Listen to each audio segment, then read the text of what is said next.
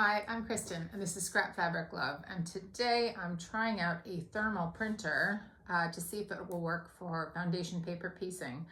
So if you've watched the channel before, you might know I love foundation paper piecing. When I'm not doing improv and crumb quilting, I'm doing FPP.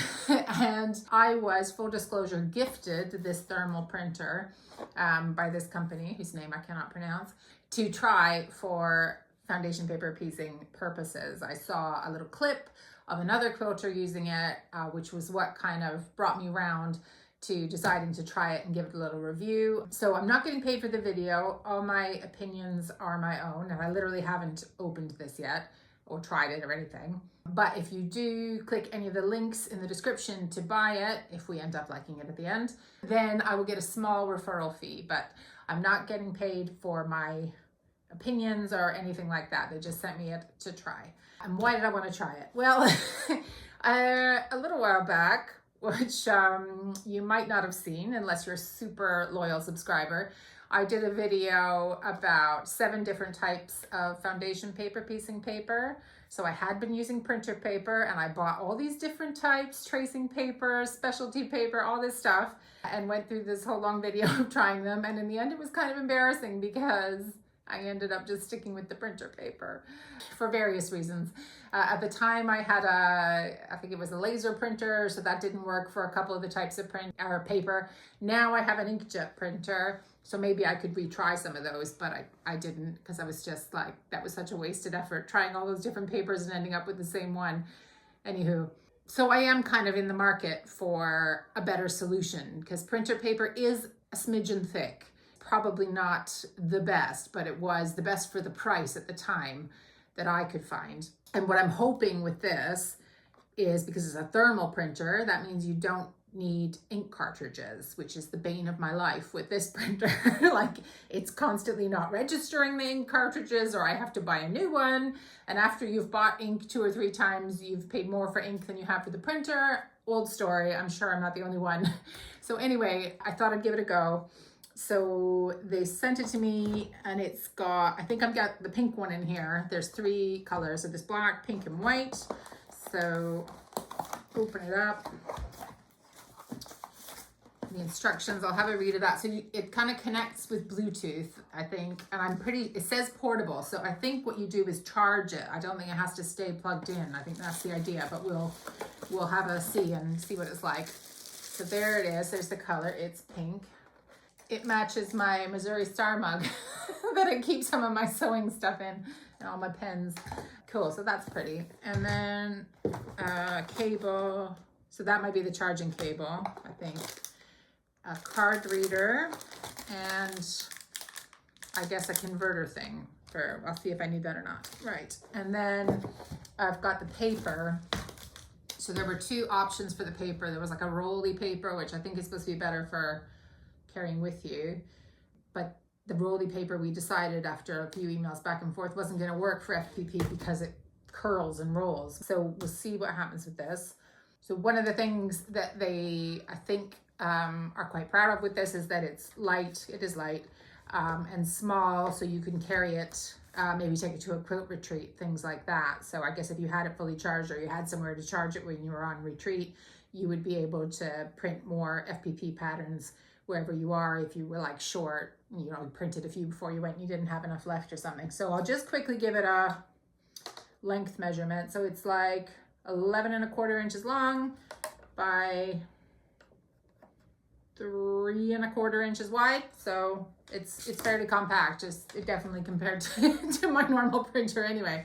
Okay, so I'm gonna go have a read, figure out how I connect it, and I will report back on how easy or not that was, and then we'll print out some patterns and give it a test. Okay, so basically you can use a mobile phone, iPad like I'm using, or with that you're going to use Bluetooth and an app. So this is the app, Sharp Fox. So I've already downloaded that, so I'll just open it.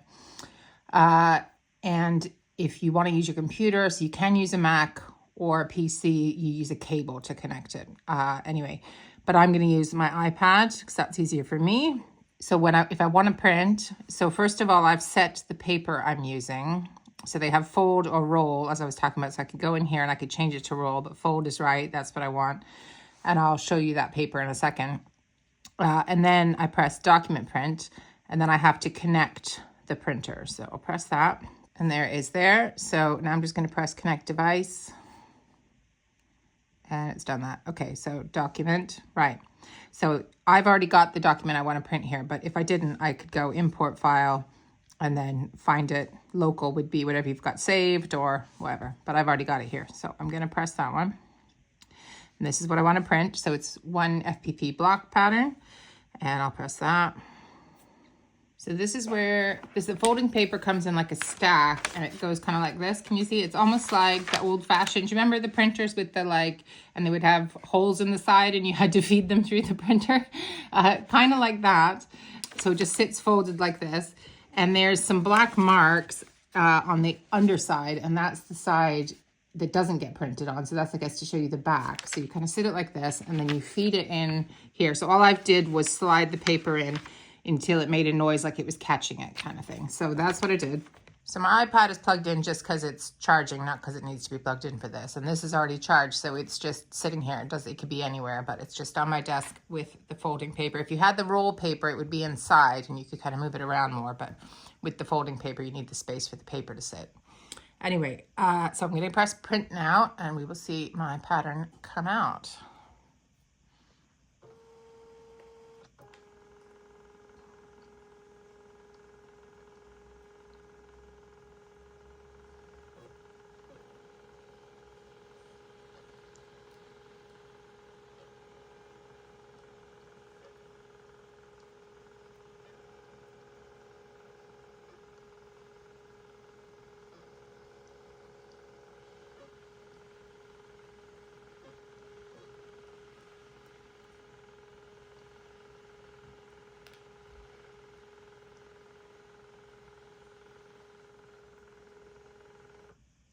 Okay, so that's it done. Now, just like that old-fashioned printer paper that we used back in the 80s, there's a perforation between the sheets. And I don't know if you, I'll just turn this a bit. I don't know if you can see, but there's little teeth in here, almost like in like a saran wrap thing or something. So you just pull it and it comes off like that. So that's pretty cool. So it is definitely thinner than printer paper. So you can see how you can see those black marks through, which honestly is kind of what you want for FPP, because you want to be able to see behind, to see where your fabric is, to see if you're over your 1/4 inch on your line. So far, so good, because I can see my fingers. Where's a piece of fabric? Hang on. Here's just a little scrap. So we can see that, so we can see whether or not I have it over the line for my 1/4 inch seam. Obviously, this is not actually the size for any of these patches. I'm just showing you. So anyway, I'm going to take it over now to the sewing machine and see what it's like to sew on. Okay, so first thing, I'm going to do what I would normally do with an FPP pattern, which is cut around the seam line, which is the outer edge on here. And if you're wondering what the block is, this is a block of mine that I'm testing. So once I've got it all ready, I will have it up in my Etsy shop and you can try it out if you want. But for today, I'm just testing. So I am using a whole bunch of these little, you know how I like to use scraps, right? So these are cut-offs from something. I can't actually remember what project that's from. But anyway, lots of little triangles, and there's lots of little tiny triangles in this pattern. It's a kind of a play on a flying geese kind of a thing. And then I've got just some scraps of pink. So I'm going to make a nice bright block. So the way I like to start FPP is by putting a dab of glue on the first patch, which in this instance is pink. This one here is pink. And I just rough cut. I don't really cut my patches exactly to the right size, because one of the things I like about FPP is you can just kind of go at it and it still turns out well. So I'm gonna dab a bit of glue here on the patch. And I just do that for the first one. I don't do that for any of the next ones. And then I'm gonna line it up and then have a look. So this is the first test. I know we did it before, but we're gonna test here. Can I see that I've got my fabric over by a 1/4 inch? Can I see through the paper? And yes, I can. I hope you can see that on the camera, because I can see it and I can see it over there.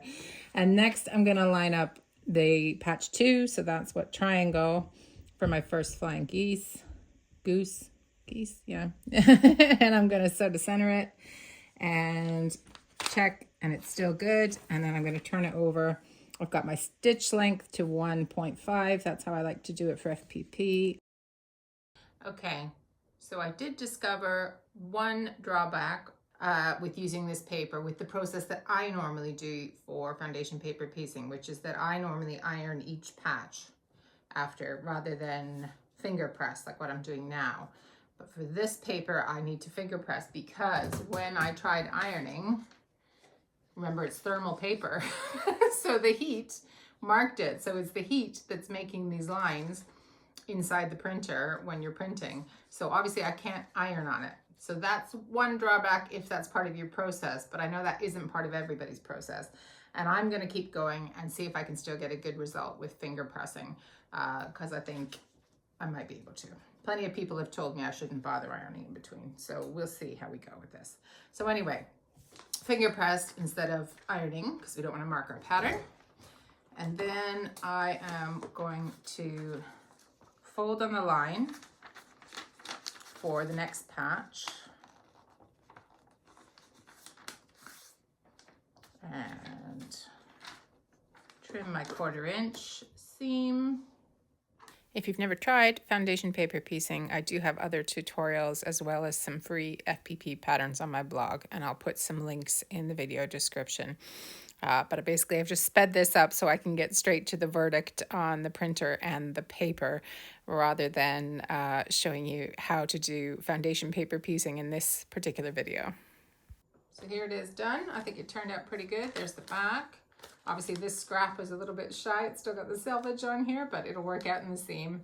And it's actually giving me ideas for things I might change about the block in terms of the block pattern that I'm gonna put out in a little bit. But in terms of the paper, it worked well. I could see through it, I could fold it, I could glue on it. The only thing, of course, is I couldn't iron on it.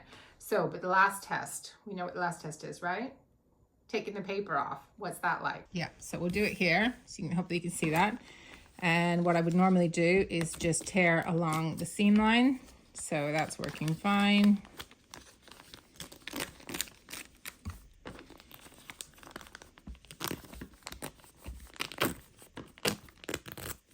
Comes off just as I would expect it to.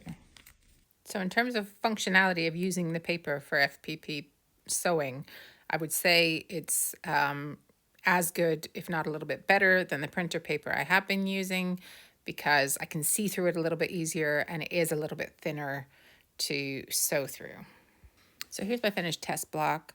And now I'm going to talk through my kind of pros and cons, I guess, of this printer. So biggest pro definitely is that there's no ink cartridges to buy. The other pros, I think, was that the paper was easy to see through, as I said, fairly easy to sew and tear, and the printer is pretty compact, small, and I like the color, so it's kind of pretty. The only con for me is that I can't iron directly on the paper without marking it, and the paper is more expensive than regular printer paper. However, it's not more expensive than ink cartridges, so I kind of think it's still cheaper if you do a lot of foundation paper piecing and you use a lot of ink for that on your regular printer just now.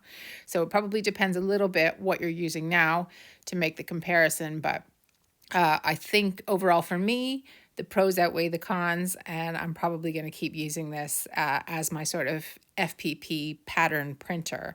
And I can keep my other printer for documents and things like that, but I think this printer I could use for FPP, probably for labels for packages, stuff like that.